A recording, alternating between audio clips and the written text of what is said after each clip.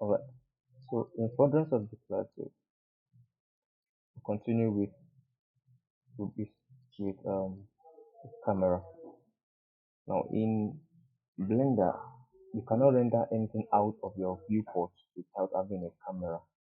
Because the camera is like what you are captured, what you're capturing, what people will see. Even if you have 1 million model on your 3D viewport, if you don't place a camera on it, you won't be able to render it out. So that's why camera is very important in Blender. So and how do you get your camera out? You just hit A, you see camera here, camera. So this little guy is the camera. So you can click on this icon here to go into the camera view, and then you click on this padlock to lock the camera to a view. Just lock it so that when you are zooming out, you have something like this. But if it's not locked, if I zoom the camera, you notice that the whole 3D viewport is moving around. And when I lock the camera, only the object within the scope of the camera is being moved around. Let me unlock it and seal it properly. Then I lock it so that I can set this to the perspective I want. Now you notice that now I have my camera, and you can see on my outliner I have camera. So how do I interact with this camera, or better actually, like, how do I change the settings? Because the default camera is 16:9 or 1920 1080. This is a widescreen or landscape for your phone. Landscape, the landscape, and sometimes I don't always need landscape. All I need maybe portrait. All I need maybe 4:5, different aspect ratio. So all you need to do is to manipulate the guy is to come here and click on camera. You can see you come here, you click on camera, this icon here. Anytime you have a camera on your scene and it is selected, this appears. So all these are the settings of your camera. You can have perspective, you can have panoramic, you can have photography, you can have perspective. So for now, let's use perspective. You can also change the focal length. You want it to be like this or like this, depending on what you want to achieve basically. Then so now have it in mind that every camera in Blender functions like a real life camera. Same way real life camera operates in their shutter speed, depth of field, their ISO. It's kind of the same way the Blender camera works. So it is advisable or to be a good thing if peradventure in your normal day while doing your normal research, try to also study how the real life camera works. So we have this perspective, we have this clipping. If you know when clipping comes, I'll show us when clipping comes around. Now, if you are zooming and you're noticing that, let's say, this guy begins to disappear at a point, currently it's not reflecting here, but at times when you are zooming out or zooming in, you notice that some of the part of your model start to disappear. So that's when clipping comes in. So hopefully one of these days while you're working, you will stumble upon that kind of error. So don't be dismayed. Just let me know. I can tell you how to fix it. So we have depth of field. All these are what you find. Depth of field is wherever your camera is focusing on, that place will be sharp. Every other thing around that area will be blurred out. So that like you're giving your camera a focus. Like telling the camera focus on this part, let every other part fade away. Alright. So to change the scale or the size of your camera, you come up here. You can see this area here. It's called object property. Yeah. Now this object property, every object on your scene will have this. You can have these are their location, their rotation. This same thing is what you find here, similar to what you find here. You can see X, Y, Z, X, Y, Z, X, Y, Z, X, Y, Z. Similar, very similar.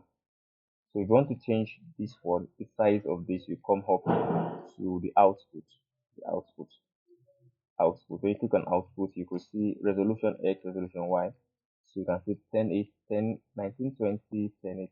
If I change this to 1080, 1080,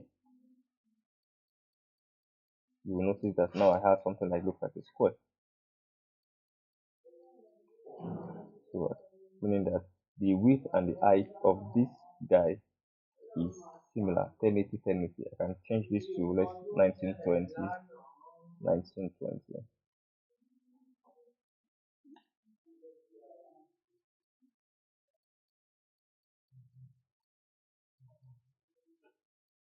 20.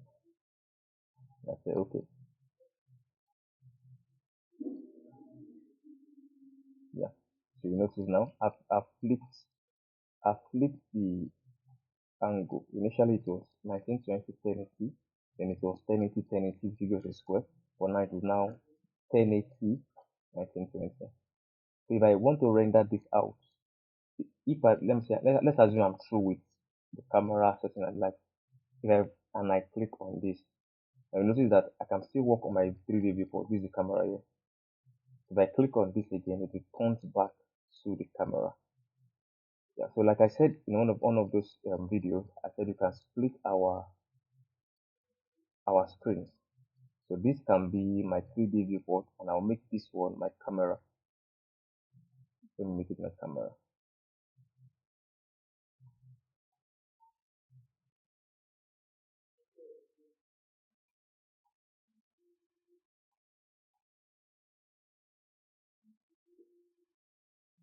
So, all right. So and whatever I do here, I do it to make it bigger. Affect this also, and this is now my camera. This is my 3D viewport.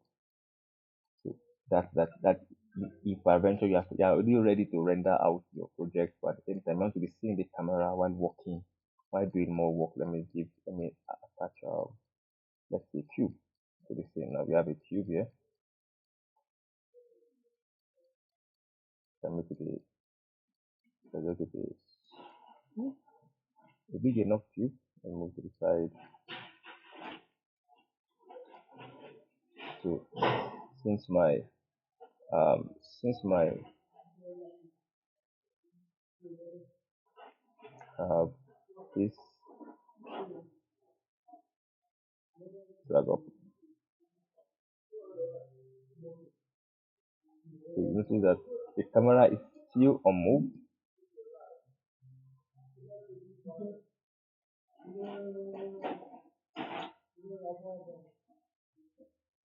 So that's the beauty of working in this workflow. So one of those videos I will explain why I prefer to work this way and why you may not like to work this way. Either way, as long as you can achieve the goal, and you whatever preferred way you like to work doesn't really matter. All right. So now to change, let me come back to the camera view here. Let me remove this away.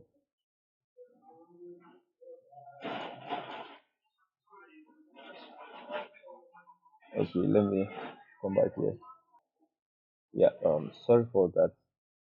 So, so now let's move back to the camera view. So we have the camera view here. We unlock it and move to the center. Unlock it back.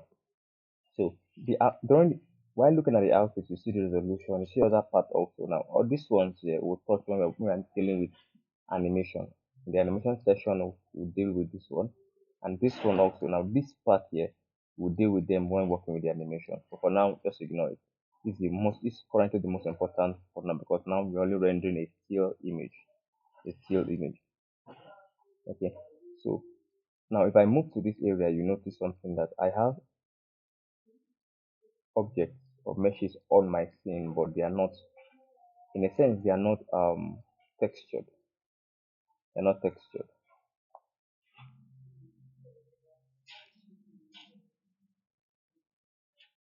Yeah, in a sense, they're not textured. You can see this. Let me move to this one now.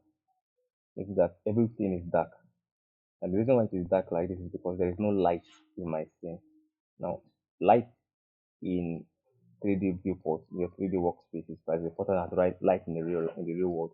So before you render anything out, make sure you have a light in the scene. So to bring a light, let me just go to sheet A and bring in a point light. There's a light here. I can move it up the same way I move normal.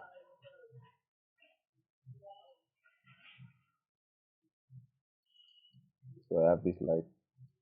And now the light in itself, to affect or change the brightness of the light or the intensity of the light, all you need to do, you go to your properties panel or this properties section here. You can see this bulb here. Now this light here, they are called your properties section or panel, or and what they do basically is that whatever object you are selected on currently, if I click on this cube, you notice that I have material, I have this, I have that. If I click on the light, that is changed to just if I click on the camera, that is changed to all this. So this part will keep changing depending on what you're selecting. So just to make sure it's a contextual properties panel. Yeah, I have used any design app before. They're like properties panel, so they change based on what you're selecting. Just to serve you better. If I click on the light now and I click on this here, you notice that it gives me some options to interact with that light. So I can increase the intensity of the light to make it brighter. Let me move this forward a bit. And then I can also add more light to my scene. I can see, let's see spotlight. So in a different video, I will explain all the lights. For now, let's just go with it.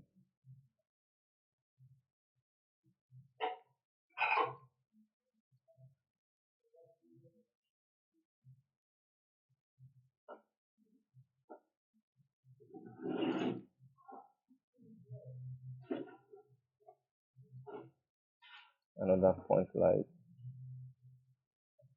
Yep, another point light.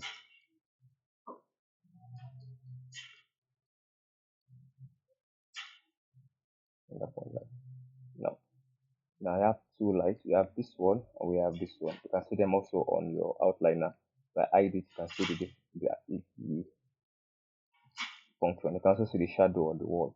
So now, let's now assume that now I've gotten my light in a way, and I've gotten my models ready. But then these models, let me just give it a flat texture, a flat material. So let me just click on this. You notice this globe here. So new, let me just give it. Let me use an alien kind of color, roughness. This one is the wall. Let me give it like something that looks like a wallish pattern. Let's give it roughness 0. Likewise this, another one. Now when we get to the material and texture video, I'll explain what I'm doing. I'll explain what I'm doing. So this is that. So when I click on this, you notice that this is just flat. This one is like a preview of it, and this is the final render. This has to look like when it's rendering out of the scene. Now let me turn the camera back. Now the camera basically, now we can see here. These are the camera settings. They are good. Let's click on the output settings. Let's just assume we are good. So when we click on this now, render. Let me drop this back. Render, you see render image. When I click on render image, this panel appears. As you can see, it renders out my image. It renders out my image. Now this is, like I said earlier, that only where your camera can see, that's where will be rendered out. Only the area the camera can see. So your camera is very, very, very, very important. I can't overemphasize it in when working with your 3D model. The camera is one of the most important things you need to be conscious of. Alright, so that's that about the camera. Let's move to the next video.